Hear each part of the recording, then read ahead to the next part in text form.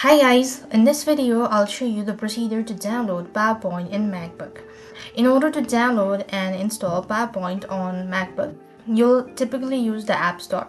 So what you have to do is first here, you need to open the App Store or launch the App Store application on your MacBook. Next, what you want to do is in the App Store, in the App Store's search bar, type in PowerPoint and press enter. As you do it then the first result should be official Microsoft PowerPoint app. You simply want to click that out or click on the get options. As you do it once it is installed, then you might be asked to confirm the download to enter your password or biometric as well. Once downloaded, you may need to you may need a Microsoft 365 subscriptions to activate and use the app. You'll typically sign in with your Microsoft account to activate the software. And that is how you could download PowerPoint in your MacBook.